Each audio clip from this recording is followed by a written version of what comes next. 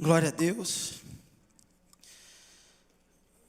Eu estava já com saudade de cantar louvores ao Senhor em comunidade.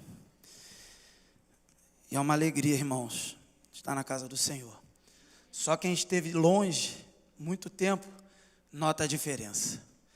A gente, quando estava aqui ano passado e outros anos da nossa vida, tudo muito normal. E a gente acostumava com uma coisa que a gente não pode deixar passar, que é estar entre irmãos e estar adorando ao Senhor. Tem pessoas do outro lado do mundo sendo perseguidas, a igreja é perseguida, que faria tudo para ter a liberdade que nós sempre tivemos. E agora nós, de certa forma, tivemos a nossa liberdade cerceada e impedida, diminuída. E agora a gente entende o que eles passam, pelo menos um pouquinho. E quando temos momentos como esse na casa dele, nós não devemos desperdiçar. Nós devemos nos entregar por completo ao Senhor. Então, irmãos, já estou começando aqui o momento em que eu tenho que compartilhar com os irmãos uma porção da palavra do Senhor. No ano passado, eu estive aqui aproximadamente nesse período, no dia do adolescente batista. Eu trouxe um sermão no ano passado, em Abacuque 3, mostrando ali o profeta que começa o livro duvidando de Deus, preocupado com Deus, não entendendo a soberania desse Deus, diante das calamidades que assolam o povo. E ele, então, termina o livro com aquela famosa expressão, ainda que a figueira não floresça. Ele sai de um profeta abatido, perturbado, duvidoso, para um profeta confiante de que, ainda que nada aconteça de bom aparentemente, o Senhor está ali fazendo a obra, cumprindo o plano dele, e eu então me alegro e me deleito neste Senhor. E eu comento sobre esse sermão do passado, por quê? Porque é emblemático, nós estamos aqui mais uma vez com esse dia do adolescente, comemorando esse dia do adolescente, e eu lembro que eu fiz uma oração, irmãos, no meio daquele sermão fiz uma oração. E a oração que eu fiz foi assim, a gente entendeu ali um pouco sobre juízo e sobre disciplina, que estava ali dentro do contexto do povo de Deus. E o juízo, obviamente, ele é para os inimigos de Deus. E a disciplina, a gente entendeu ali, que é para o povo de Deus, porque o Senhor restaura o seu povo. Portanto, disciplina. E ele julga, e o juízo é derramado para aqueles que serão condenados, destruídos, os inimigos. E eu lembro que eu fiz uma oração. Se vier uma calamidade e for a sua disciplina, Senhor, que venha. Porque foi assim que a gente aprendeu com o profeta. Pois o Senhor ouviu a minha oração e de alguns profetas aí, pregadores. E nós estamos vivendo um tempo de calamidade. Talvez, não sei medir o tamanho dessa calamidade. Mas existe um nível de calamidade em que a gente está inserido. E a pergunta que não quer calar, e a resposta nós já temos, mas a pergunta continua.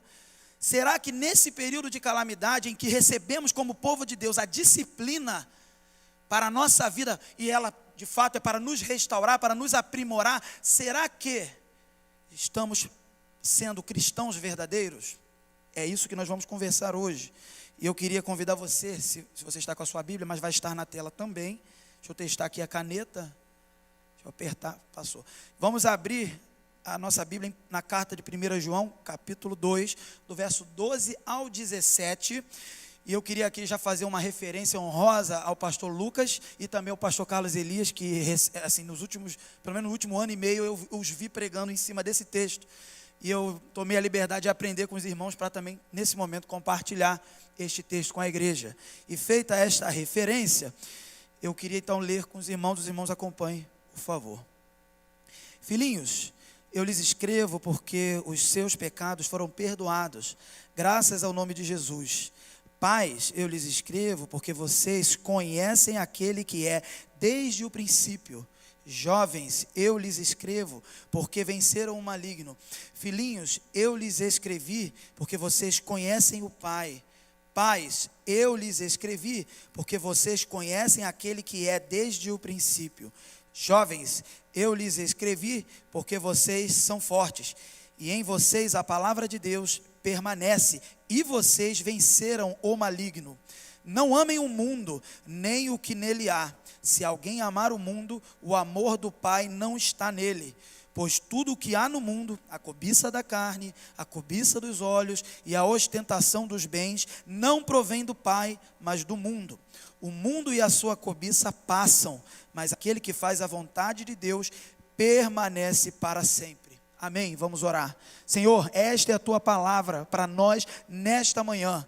Portanto, Senhor, que o teu Santo Espírito agora abra os nossos corações e mentes e agora nos ilumine para que possamos aprender, absorver e também externalizar as mudanças que vão ocorrer nesta manhã e que saiamos daqui transformados, aprimorados, como uma igreja que não anda para trás, mas anda avante em direção ao teu reino, em direção ao grande dia.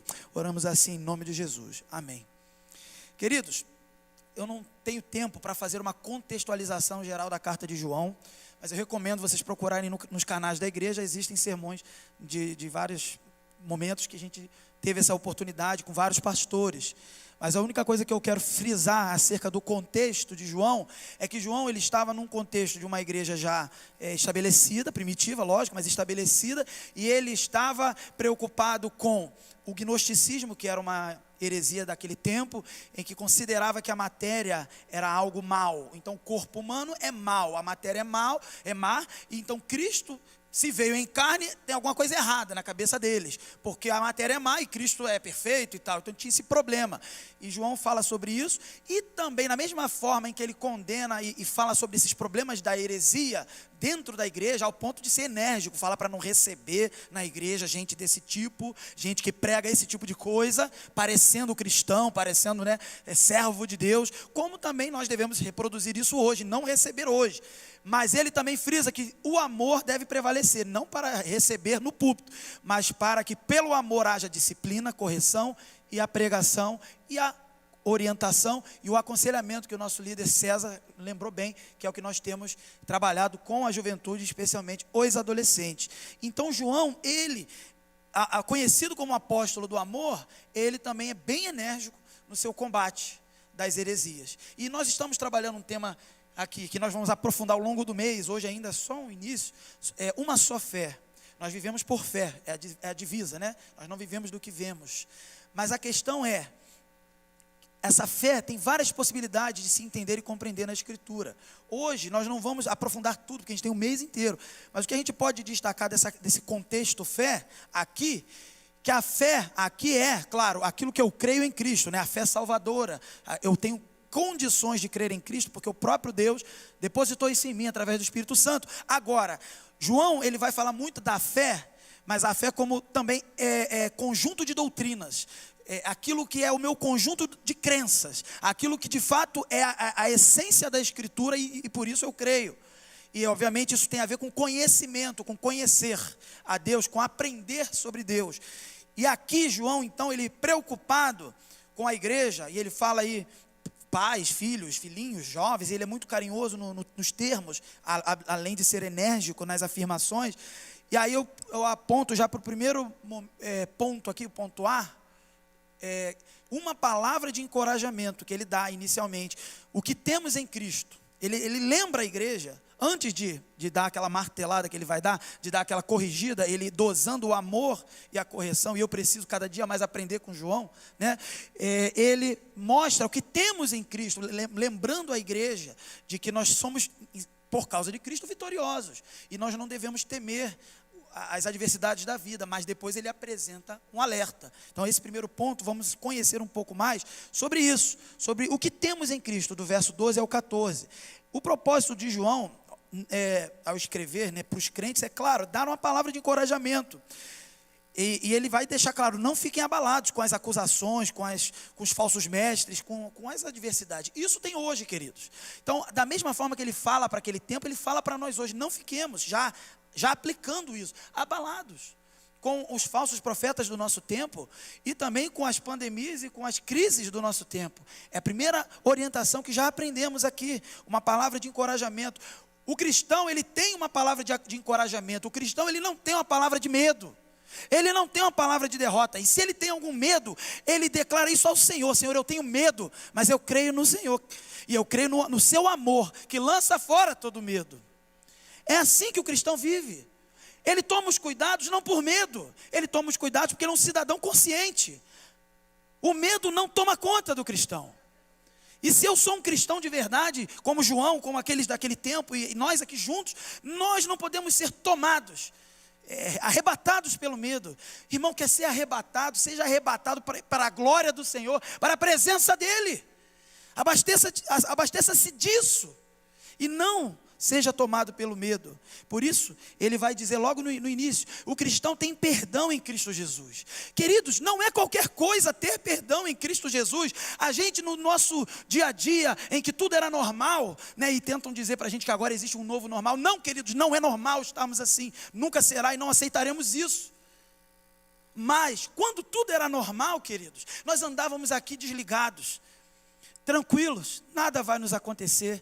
As disciplinas do Senhor nos chegam, e aí vem uma lembrança, nós já temos perdão em Cristo, e isso não é qualquer coisa. Por isso devemos hoje, neste tempo de luta, de dificuldade, em que nada está normal, nós devemos lembrar que o perdão é a maior coisa que pode ter acontecido na nossa vida. O perdão que nos transforma para sermos agora filhos do Senhor, filhos de Deus, filhos e amigos de Cristo, irmãos do primogênito que é Jesus. Esse perdão não é qualquer coisa, queridos, e nós às vezes tratamos qualquer coisa. Entrávamos na igreja, cantamos aleluia no automático, e quando agora voltamos a estes momentos raros, que agora são raros, nós percebemos o valor que nós não dávamos, e agora passamos a dar. Mas, queridos, ainda conheço pessoas, entre o nosso povo e outros de fora, que ainda não dão valor, apesar de tudo isso, apesar do juízo para os inimigos de Deus, e apesar da disciplina que nos restaura, não valorizam isso. São capazes de ligar para o pastor, se for o caso, reclamar que a igreja está funcionando. Queridos, eu quero que você me ajude aqui, por favor, vocês aí. Quando Jesus falou assim, ide por todo mundo, significa, com todo o respeito a quem precisa ficar em casa, significa ficar em casa, queridos? É claro que nós devemos tomar os cuidados e evitar os problemas. Entretanto, ide não é fique. Até onde eu sei, e na língua portuguesa, não precisa ir para o grego. Ide não é fique. Agora façamos isso com ordem e decência. E aí continuando, portanto, irmão, você tem o perdão em Cristo. Filhinhos, carinhosamente João fala, né? Eu vos escrevo porque os vossos pecados são perdoados por causa do seu nome. No nome de Cristo, no caso, né? Por causa do nome de Cristo, ele está falando. Gente, isso é impressionante, isso é maravilhoso, impressionante, amor de Deus, a gente canta aqui, né? Não é qualquer coisa, não é merecimento, não merecemos, não tínhamos condições de ter o perdão. Estávamos já condenados. Mas por causa desse perdão, agora nós temos motivos para cantar aleluias. Portanto, não jogue fora essas oportunidades de estar cantando aleluias. E almeje e vislumbre a glória em que você estará na eternidade cantando aleluias. O Cordeiro venceu. Lembre-se de Apocalipse, a cena da glória de Deus. Nós não temos que lembrar da cena da morte apenas no sentido de derrota. Nós temos que lembrar do Cordeiro, do leão que venceu. E celebrar, principalmente nestes momentos, como a igreja perseguida do outro lado do mundo, corajosamente já tem feito. E nós, com pouquíssima dificuldade comparados a ele, já estamos, muitos de nós, negando Cristo, dizendo não para o Senhor. Segundo, o cristão, ele tem o verdadeiro conhecimento de Deus, versos 13 e 14. Pais, eu vos escrevo porque conheceis aquele que existe desde o princípio. Filhinhos, aí está a fé, queridos. O conhecimento aí é o sentido da fé que a gente está trabalhando hoje. A fé naquilo que eu creio, aquilo que eu aprendo de pai para filho, aquilo que eu aprendo de geração em geração, e por isso creio. Filhinhos, eu vos escrevi porque conheceis o Pai. Pais, eu vos escrevi porque conheceis aquele que existe desde o princípio. Queridos, nós temos um valor, algo de valor nas nossas mãos, na nossa posse, no nosso coração, que é inestimável, que tem valor infinito, que tem valor eterno, que é conhecer a Deus. E todo aquele que de fato conhece a Deus, não permanece de pé, ele se prostra em adoração, em humilhação e reconhecimento de pecado. Não é desespero, não é medo. Não é medo porque você foi perdoado. Pelo contrário, é gratidão. E é noção da santidade perfeita, comparada com a sua e a minha imperfeição. E os falsos mestres daquele tempo, eles pensavam que eram os detentores do conhecimento, os gnósticos e muitos outros. Eles batiam no peito, falavam: nós sabemos quem é Deus, nós conhecemos porque Deus é isso, porque Deus é aquilo. E muitos de nós aqui também, às vezes, nos pegamos nessa vaidade de dizer que conhecemos e sabemos, sem conferir na fonte, que é a Escritura. A fonte, a revelação desse Deus. Como alguém ousa dizer que conhece a Deus sem abrir o livro sagrado para conhecê-lo? Quando eu abro nada acontece. Não acontece porque você é um cara sem fé. Você é um cara que não está disposto a abrir o seu coração. Agora, se você está disponível e abre com fé, crê na Escritura, eu fico pensando até nas aulas GBD, né? Agora a gente está adaptado, mas quando a gente dava mais frequentemente, a gente ia falar de temas polêmicos, pena de morte, homossexualidade, aborto, uma série de temas polêmicos. E aí, a gente começava a aula assim: queridos, o que nós vamos falar aqui não é o que a ciência vai dizer sobre isso. Não é o que homens conhecedores, ou que batem no peito e dizem que são conhecedores, estão dizendo sobre isso. O que nós vamos dizer é o que a Escritura diz sobre isso. E se você entrou nessa EBD não crendo na Escritura, você vai ter muita dificuldade. Porque você vai falar assim: não, isso aí é uma interpretação, não sei o quê. Você vai dar uma explicação para tentar justificar, porque você gostou do outro cara lá, que falou um negócio lá na universidade.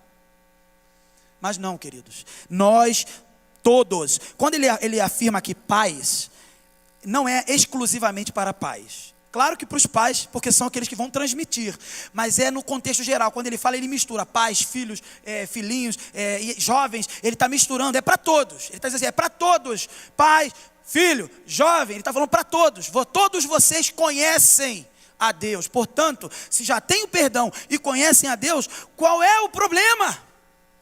Qual é a pandemia? Qual é? O conhecimento de Deus é a própria essência da vida eterna, queridos. Esta é a vida eterna, diz João no seu Evangelho 17:3. Esta é a vida eterna, que te conheçam, o único Deus verdadeiro, e a Jesus Cristo a quem enviaste. Queridos, o que é a vida eterna? Conhecer a Deus. O que você fará na eternidade? Conhecer a Deus, porque Ele é infinito e inesgotável. Ele é fonte de toda luz, fonte de todo saber, fonte de todo amor, amor perfeito, perfeita santidade, perfeição. E você terá toda uma eternidade para nunca esgotar o conhecer, não apenas intelectualmente, que é importante, mas também o conhecer no sentido bíblico de experiência, que muitas vezes até é utilizado para marido e mulher, na prática do sexo e na lua de mel e tudo mais. E conheceu, e o marido conheceu a sua esposa. É a experiência, não apenas o saber de algo, mas é vivenciar a presença desse Deus. Esse é o conhecimento que eu e você temos. Portanto, não adianta você dizer que vai na EBD todo dia, se essa verdade não entrou no seu coração, e não mais você só sabe, mas você experimentou. E quando vem um desafio, e quando vem uma pandemia, e quando vem qualquer outro desafio, você sabe a direção.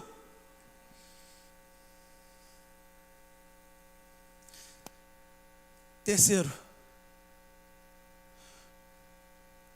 o cristão, ele tem a força vitoriosa contra o maligno. Por causa do primeiro ponto, o cristão tem um perdão. Por causa do segundo ponto, o cristão conhece a Deus. Então, a coisa menor, que é o maligno, ele vence. Já venceu. Não tema. Não tema.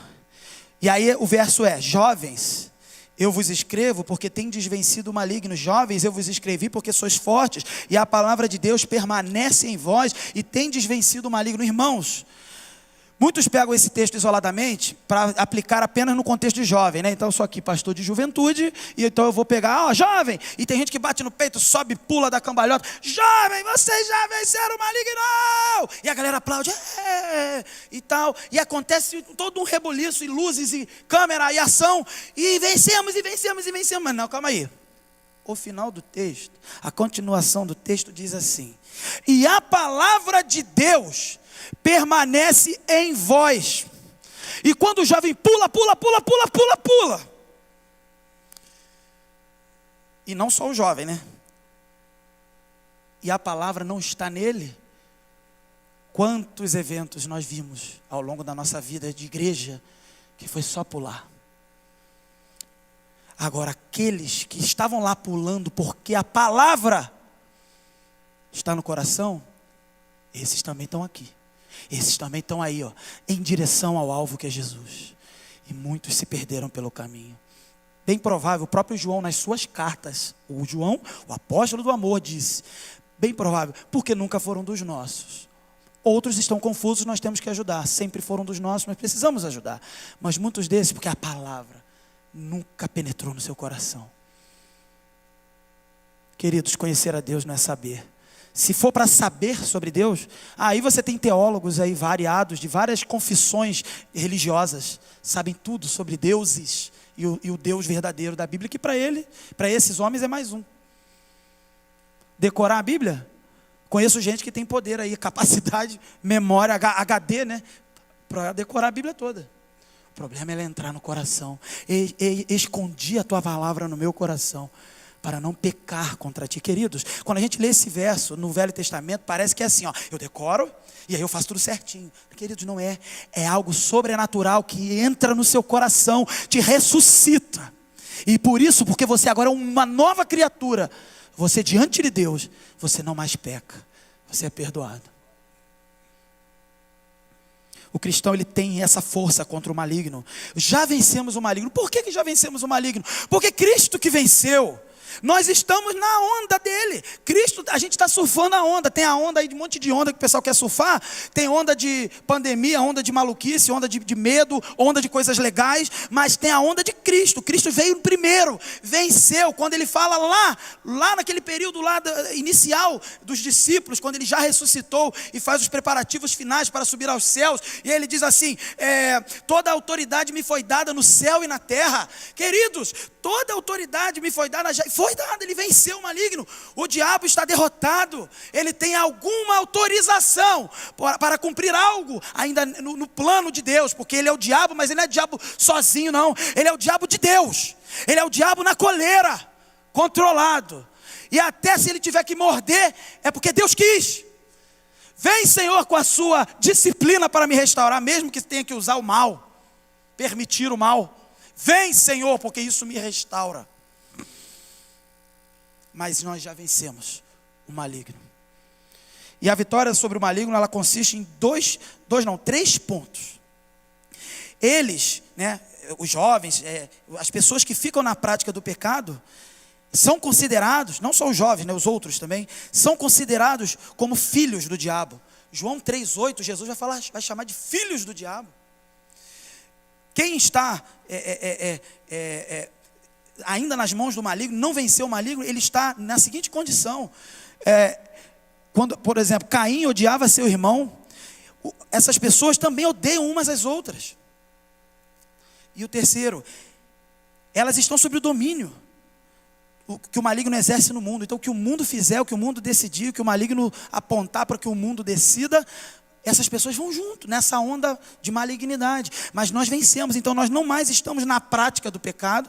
Nós não mais estamos como pessoas que odeiam seu irmão, como Caim. E nós não mais estamos sobre o domínio do curso desse mundo, que ainda é o príncipe, né? O príncipe deste mundo, que é o diabo, e que já está julgado, Jesus disse. Essa vitória foi dada por Jesus. Queridos, quando você abrir ligar uma TV, ligar um jornal e escutar, você está escutando o ímpio falar, querido. Percebe? Você está escutando o ímpio falar. Ele vai falar coisas importantes, relevantes da vida, mas são coisas do mundo. São coisas que não são eternas. A sua preocupação não pode tomar conta da sua noção de eternidade, do seu conhecimento sobre Deus, e que te liberta, e que te dá vitória sobre o maligno. Liga o jornal, liga para ver, ou então desliga, se não estiver prestando. Mas não seja afetado. Você está imune, querido. Queremos ser imunes a vírus, mas não lutamos para exercer a nossa própria imunidade espiritual sobre esses problemas. E terminando, essa foi a palavra de encorajamento. Você tem A vitória nas mãos. Cristo colocou na sua mão. Exerça, tome posse e exerça. E aí vem a segunda parte para terminarmos. Uma palavra agora de advertência, que nós não devemos então, por isso, já que temos essa liberdade, libertação do mundo, amar o mundo. Nós não devemos amar o mundo. O apóstolo João, ele vai transformar, né, o seu escrito de um momento de encorajamento agora para um alerta, para uma advertência. Ele faz uma transição de como é o nosso relacionamento com Deus e também com o mundo. É importante frisar que se a marca do verdadeiro crente é conhecer a Deus, como estávamos aqui dizendo, agora João vai dizer que outra marca é não amar o mundo. Não amar o mundo. São realidades excludentes. Se eu amo a Deus, se eu conheço a Deus, eu não amo o mundo. Eu não tenho relação de dependência desse mundo. Eu estou neste mundo para fazer a obra de Deus, mas não sou dependente deste mundo. Esse é o amor que Deus tem para nós. É um amor que odeia, inclusive, as coisas desse mundo. O apóstolo Paulo, ele vai escrever: o amor seja sem hipocrisia, detestai o mal, apegando-vos ao bem. Romanos 12, 9. Em Salmos 97, 10, temos assim: vós que amais o Senhor, detestai o mal. Mas temos visto, queridos, pessoas que querem se adequar e se normalizar neste período de isolamento e pandemia. Nós não vamos nos normalizar, nós seremos anormais, com todo respeito, com todas as nossas responsabilidades de cidadãos, respeitando as autoridades, mas nós não vamos nos normalizar.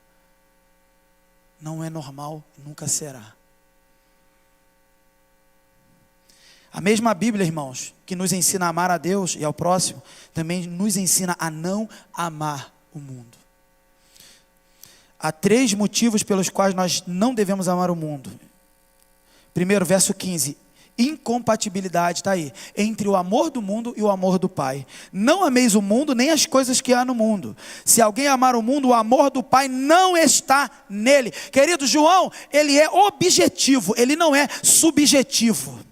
Ele diz assim: se ama o mundo, então não tem amor do Pai. Em outras palavras, para vocês entenderem mais claramente, vai para o inferno. Vai para o inferno, está condenado. A não ser que ainda haja um ato de conversão, um ato de salvação antes dessa pessoa descer à sepultura. É isso que João está falando. João está falando para a igreja: se não ama a Deus, então está condenado. Se ama o mundo, o amor de Deus não está com você, está condenado. Queridos, eu não quero aqui ser moralista e nem dizer quem é e quem não é. Não é o meu papel. Isso é o seu papel de si mesmo.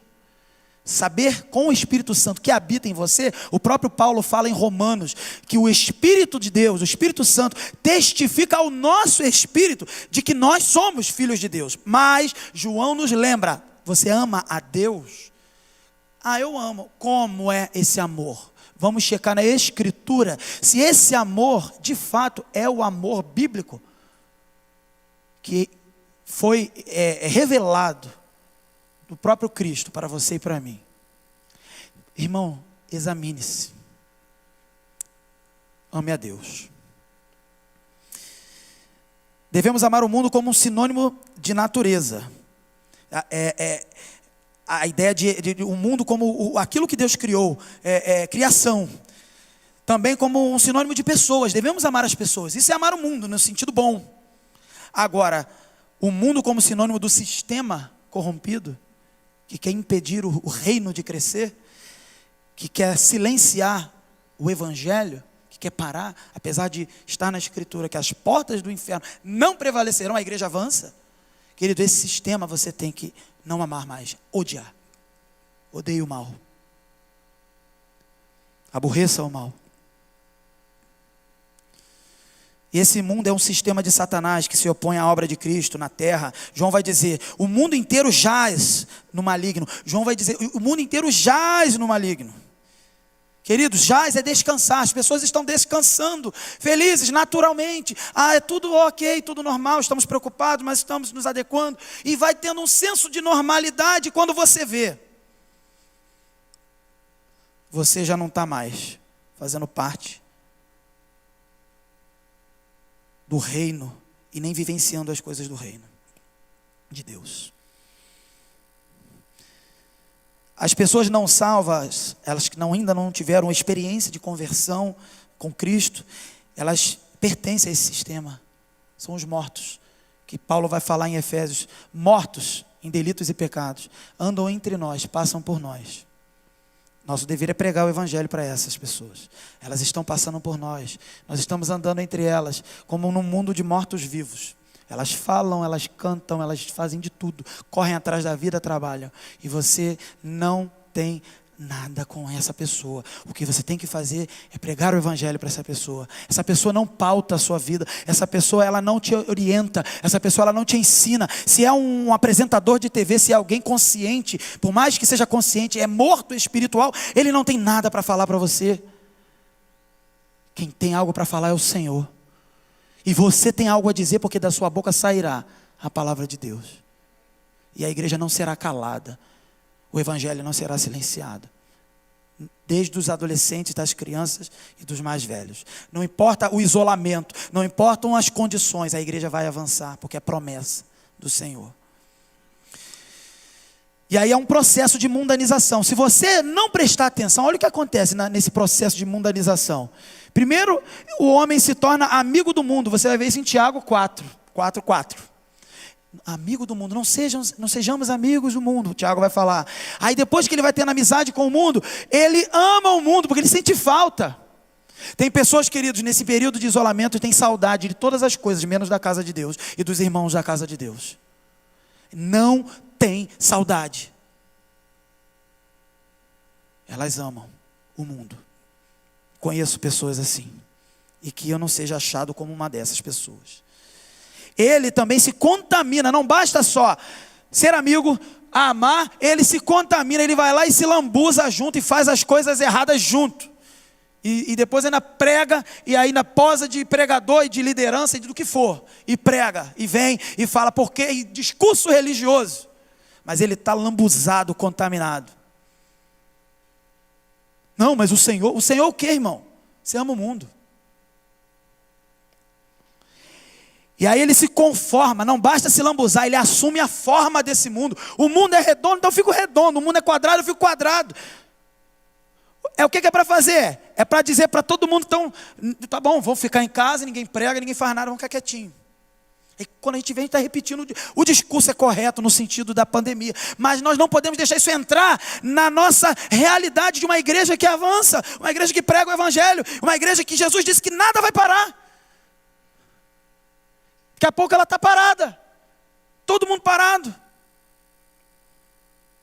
E por último, o processo final da mundanização é, já que amou o mundo, já que fez amizade com o mundo, depois amou o mundo, depois se contaminou com o mundo, tomou a forma do mundo, pronto, fechou. E termina condenado com o mundo. É o último processo. Queridos, é um alerta que João nos faz. 1 Coríntios 11:32 nos lembra disso. Não sejamos condenados junto com o mundo. As escrituras, elas nos ensinam a não amar o mundo, queridos, a não sermos amigos do mundo, nem nos conformarmos com o mundo. O amor ao mundo compromete o nosso amor a Deus, o Pai. A razão pelo qual somos intimados a não amar o mundo, queridos, é que o amor pelo Pai e o amor pelo mundo, esse amor é mútuo e é exclusivo.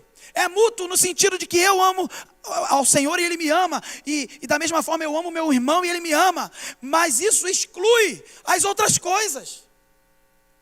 Exclui. Muitos falam de inclusão, de incluir pessoas, queridos. O Evangelho inclui aqueles que passaram por Cristo. Passou disso, o Evangelho exclui, queridos. E isso é o amor de Deus. Isso é a santidade e a justiça de Deus em harmonia. Cuidado, porque eu e você podemos ser encontrados neste processo de exclusão. E agora caindo fora do ambiente de amor sobrenatural de Deus. Resultados opostos entre o amor do mundo e o amor do Pai. Veja aí o verso 16. Porque tudo que há no mundo, aí na primeira versão que eu li, estava ali os desejos da carne. E numa versão mais antiga diz assim, concupiscência da carne, é a mesma coisa, cobiça da carne, são desejos malignos, pecaminosos. Então a concupiscência da carne, a cobiça dos olhos, a soberba da vida, tudo isso ele vai dizer, não procede do Pai, mas procede do mundo. O sistema do mundo usa 3 armadilhas para derrubar o cristão. Essa é a inveja, a cobiça da carne, a dos olhos e a soberba da vida. As 2 primeiras que eu falei, da carne e dos olhos, são categorias que se referem a desejos pecaminosos. Mas a última, a soberba, já é um comportamento, é a prática, é a ação daquilo que antes estava só no coração, já contaminando. E aí vamos entender, a concupiscência da carne então seria, a carne ela fala daquelas tentações que nos atacam de dentro para fora, aquilo que você está sentindo. Augustus Nicodemos, o reverendo, ele vai dizer que a carne se refere aos desejos impuros, que incluem todos os pensamentos, palavras e ações, e que você não consegue controlar. E aí vem fornicação, pensamentos, desejos, adultério, estupro, incesto, homossexualismo, sodomia e demais desejos que não são naturais. Não importa se é natural ou se não é, até os que não são naturais. Os principais, aqueles graves, aqueles que mudam a natureza das coisas, homem com homem, mulher com mulher, e coisas desse tipo. Intemperança na hora de comer, uma pessoa descontrolada para comer, no beber, a pessoa que faz motins dentro da igreja, divisão. Provérbios vai ter uma lista de 7 pecados, e dentre os 7 tem incluindo o homicídio, mas o pior deles, segundo Provérbios, é o motim, é a divisão, é a contenda, é pior que o homicídio, segundo Provérbios. Não é possível, queridos. E tem gente que se aproveita desse momento de isolamento, e vamos lá, vamos cortar mais, vamos dividir mais, vamos criar motim. Queridos, muitas coisas aqui, né, arruaças, farras, bem como também prazeres da vida sensual, e que apesar de serem prazerosos na carne, eles são totalmente destrutíveis para a alma e também para o próprio corpo, desonrando. E aí, concupiscência dos olhos. A concupiscência dos olhos, diferente da carne, né, são as tentações que nos atacam de fora para dentro. Não é o que está em você e que você quer externar. Agora é o que está fora, chegando para você. E você precisa saber dizer não às influências e os homens malignos que apresentam essas coisas para mim e para você. Queridos, a concupiscência dos olhos é a incapacidade de alguém ver algo sem desejá-lo. Ela olha e ela deseja, como um símbolo de segurança, ela se apega. Eu preciso disso. Tem pessoas, queridos, que estão trabalhando, que estão querendo trabalhar, que estão querendo fazer, correr atrás da sua vida. Essas pessoas talvez estão depositando a sua segurança no trabalho, a sua segurança no Brasil, na nação, nos políticos, no que for. E em outras coisas mais prejudiciais e horrendas, não são normais. Mas até nas coisas normais nós depositamos segurança. E não é para fazer isso. Isso é concupiscência dos olhos. O ponto é que tentamos encher com coisas, pessoas, atividades, o vazio que só Deus pode preencher, queridos. Nesse momento há um vazio, há um isolamento, é o Senhor que vai preencher. A soberba da vida, a palavra que vai descrever isso, ela vai dizer o seguinte, ela só aparece nesse texto em Tiago. E ela para ser usada para descrever não apenas a questão da soberba, mas pessoas que se fantasiam, que são charlatães, pessoas que se vestem de bons, de maravilhosos, e que tentam influenciar aí fora. São impostores, posando de está tudo bem, está tudo legal, vamos lá seguindo porque Jesus está comigo. Mas é um impostor. Soberba da vida. Enfim, né, é uma pessoa que se vale do que tem, mas ela não tem nada. Ela não tem Deus, a palavra não habita nela. É aquele que faz propaganda enganosa de si mesmo. E nós às vezes nos confundimos. E até se estivermos desatentos, estendemos as nossas mãos e comissionamos ela. E ela não tem nada. Transitoriedade, terminando. Transitoriedade do mundo versus eternidade. Último verso do texto que a gente leu. transitoriedade do mundo versus a eternidade do que faz a vontade do Pai. Ora, o mundo passa, bem como a sua concupiscência. Aquele, porém, que faz a vontade de Deus, permanece para sempre. Em outro texto, a palavra diz assim: todas as coisas passarão, mas a palavra do Senhor permanece para sempre. Então, unindo com esse texto, você, irmão, que a palavra que habita em você, que tem a palavra no seu coração, por causa dessa palavra que permanece para sempre, portanto, essa promessa é real. Você permanecerá para sempre, se amar a Deus e se for de Deus, se pertencer a Deus.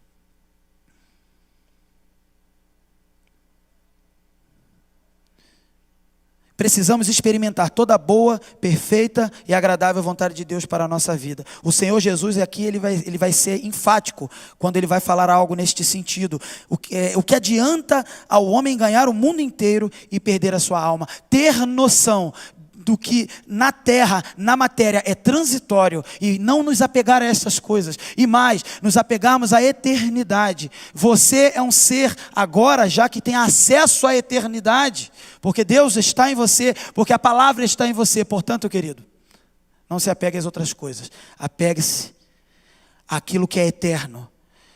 A pandemia, por mais eterna que pareça, ela é transitória, ela vai passar. Os outros problemas da vida que ainda estão aí, também são transitórios, eles vão passar.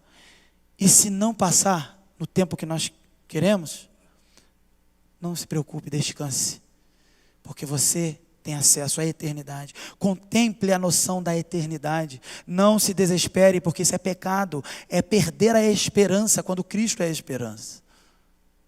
Não se desespere, permaneça firme no Senhor.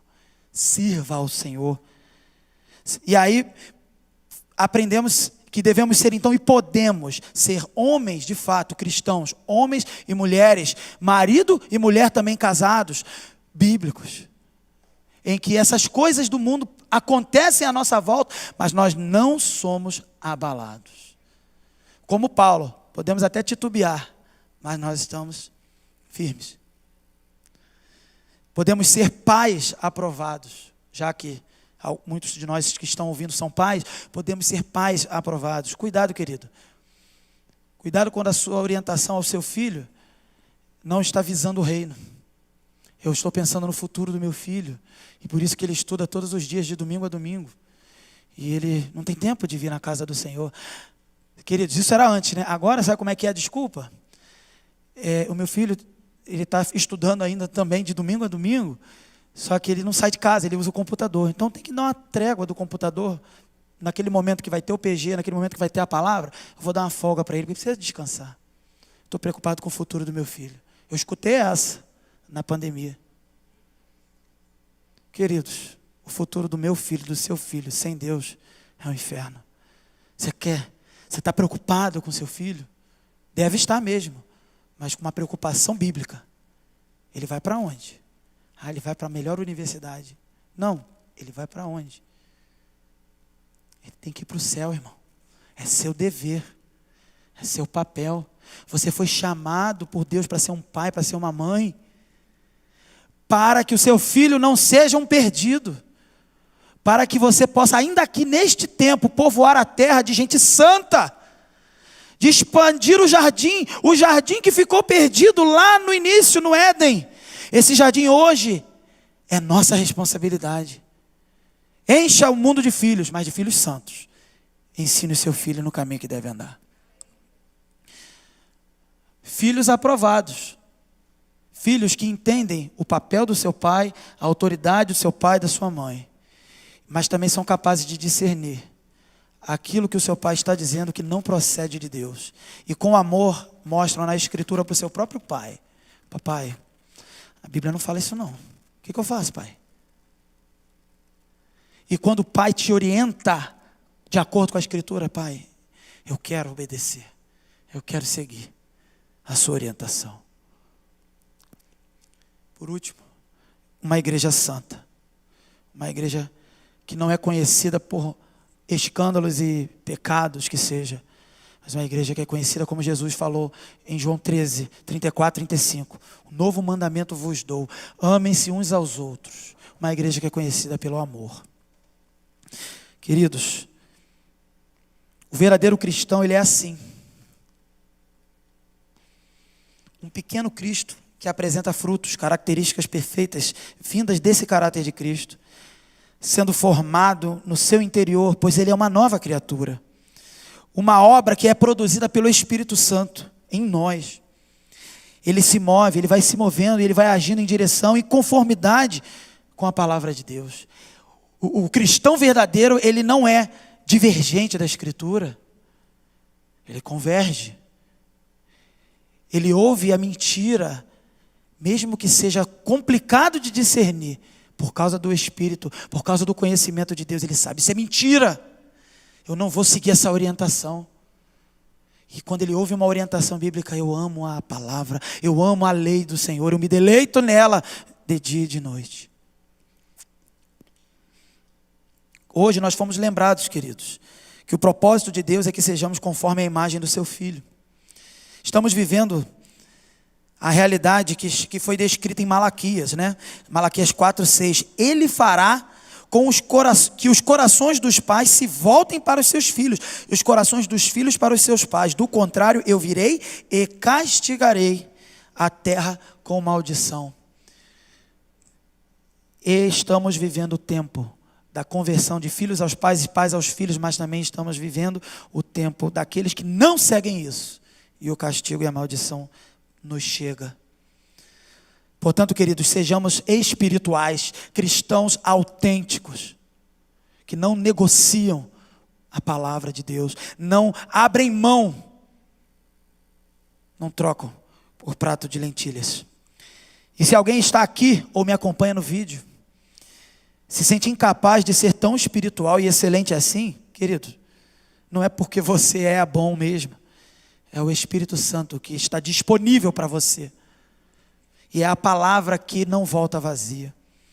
Entregue hoje a sua vida a Cristo. Você que é crente, você que tem se percebido claudicante, você que tem se percebido ainda com dificuldade de caminhar, entregue sua vida. Mas eu já entreguei, entrega de novo.